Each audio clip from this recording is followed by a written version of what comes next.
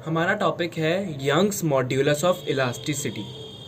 Young's modulus of elasticity की definition है कि कोई भी सॉलिड अगर किसी वायर या थिन रॉड की फॉर्म में होता है और इलास्टिक लिमिट के अंदर ही उस पर डिफॉर्मिंग फोर्स लग रहा है तो लॉन्गिट्यूडनल स्ट्रेस और लॉन्गिट्यूडनल स्ट्रेन का रेशियो यंग्स मॉड्यूलस कहलाता है। मैं आपको इसके एग्जांपल के थ्रू समझाता हूँ।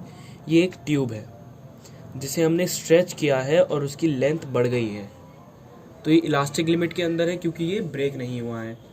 और इसकी लेंथ जो पहले L थी वो अब L plus delta L, delta L का मतलब है जो उसमें चेंज इन लेंथ हुआ है। तो यंग्स मॉड्यूलस लॉन्गिट्यूडनल स्ट्रेस का फॉर्मूला सिर्फ F अपॉन A होता है। तो अगर वो लॉन्गिट्यूडनल स्ट्रेन रिजल्ट कर रहा हो तो वो लॉन्गिट्यूडनल स्ट्रेस हो गया, अगर वॉल्यूमेट्रिक स्ट्रेन हो उसकी वजह से तो वॉल्यूमेट्रिक स्ट्रेस हो जाएगा, वरना शियर स्ट्रेस हो जाएगा। तो स्ट्रेस स्ट्रेन पर भी डिपेंड करता है। तो यहाँ पर लेंथ पर चेंज पड़ा है तो ये लॉन्गिट्यूडनल स्ट्रेन है, तो इसीलिए लॉन्गिट्यूडनल स्ट्रेस है। फॉर्मूला हमेशा F अपॉन A ही रहेगा और लॉन्गिट्यूडनल स्ट्रेन का फॉर्मूला है डेल्टा L अपॉन L। अब हमने इसे यहाँ पे सिंप्लीफाई कर दिया है, FL upon A into delta L। F यानी फोर्स का फॉर्मूला होता है मास इंटू एक्सेलरेशन। यहाँ पे ग्रेविटी एक्सेलरेशन है तो M इंटू जी लिखेंगे, L और एरिया वायर के एंड का या रॉड के एंड का, यानी ये तो सर्कल का एरिया होता है पाई आर स्क्वायर और डेल्टा L ऐसा ही रहेगा। तो यंग्स मॉड्यूलस का फॉर्मूला हो गया mgl upon pi r square delta L। और ये जैसा मैंने बताया कि ये सिर्फ सॉलिड जो कि वायर या रॉड की फॉर्म में उन्हीं के लिए वर्क करता है और इलास्टिक लिमिट के विदिन काम करता है। इसका डायमेंशनल फॉर्मूला या DF शॉर्ट फॉर्म में है ml-1t-2 और इसकी यूनिट पास्कल है और न्यूटन पर मीटर स्क्वायर। हमारा टॉपिक है बल्क मॉड्यूलस, जिसका फॉर्मूला है longitudinal stress upon volumetric strain. Longitudinal stress हमने पढ़ा कि डीफॉर्मिंग फोर्स अगर लेंथ पर इफेक्ट डालता है तो लॉन्गिट्यूडनल स्ट्रेन होता है और इस स्ट्रेस को हम बोलते हैं लॉन्गिट्यूडनल स्ट्रेस। और वॉल्यूमेट्रिक स्ट्रेन की डेफिनेशन मैंने अपनी फर्स्ट वीडियो में बताई थी कि वॉल्यूमेट्रिक स्ट्रेन का मतलब होता है जब डीफॉर्मिंग फोर्स की वजह से किसी भी बॉडी की सिर्फ वॉल्यूम पर फर्क पड़े, सिर्फ वॉल्यूम पर, तो उसे हम बोलते हैं वॉल्यूमेट्रिक स्ट्रेन। तो इनका रेशियो होता है बल्क मॉड्यूलस, जिसको हमने मैथमेटिकली यहाँ पे सॉल्व किया है।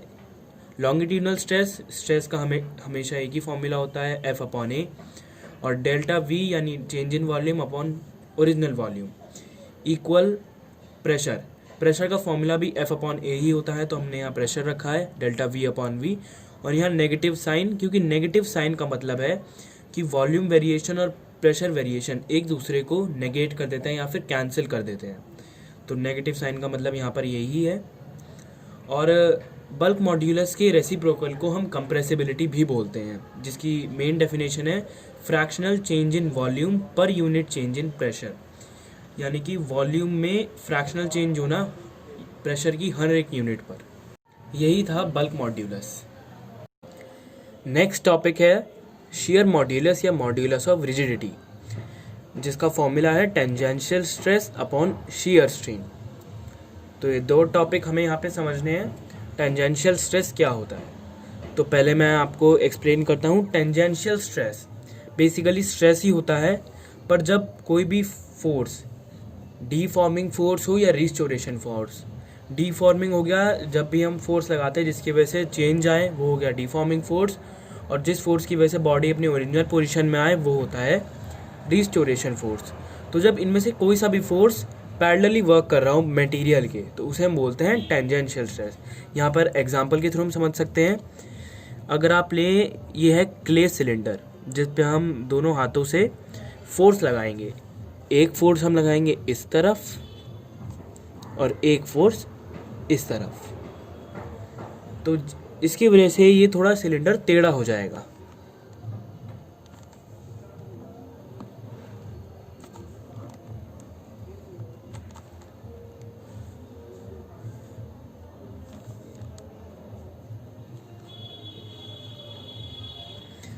तो इसकी वजह से अब सिलेंडर ऐसा हो गया है।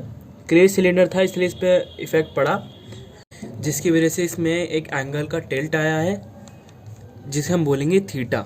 ये साइड हो गई L और ये हो गया चेंज इन लेंथ। तो इस एंगल टिल्ट को हम बोलते हैं shear स्ट्रेन, जिसका सीधा सा फॉर्मूला सिर्फ है थीटा इक्वल ट्राइंगल L यानी डेल्टा L अपॉन L। इसे हम थीटा इसलिए बोलते हैं क्योंकि इसका फॉर्मूला होता है shear strain equal tan theta. पर यहाँ पे एंगल टिल्ट इतना कम होता है कि tan थीटा हमेशा थीटा के ही बराबर होता है, तो इसका हमने बेसिक फॉर्मूला थीटा लिया है जो कि डेल्टा L अपॉन L के इक्वल है, जिसे हम दूसरी लैंग्वेज में एंगुलर डिस्प्लेसमेंट भी बोलते हैं। अगर किसी भी क्वेश्चन में आ सकता है आपका कि एंगुलर डिस्प्लेसमेंट क्या है, तो shear स्ट्रेन का दूसरा नाम है हमारा एंगुलर डिस्प्लेसमेंट, जिसको भी हम थीटा से ही डिनोट करेंगे। अब आपने ये फोर्स लगाया, ये इस साइड हुआ और ये इस साइड हुआ, तो ये फोर्स आपका बॉडी के पैरेलली वर्क कर रहा है। आप देखेंगे तो ये पैरेलली वर्क कर रहा है, तो ये फोर्स या फिर स्ट्रेस हो गया टेंजेंशियल स्ट्रेस, और इन्हीं दोनों का रेशियो होता है हमारा shear मॉड्यूलस। तो shear मॉड्यूलस में हमें यही समझना था। इस वीडियो में हमें यही 3 टॉपिक समझने थे। इसके आगे के टॉपिक्स होंगे नेक्स्ट वीडियो में।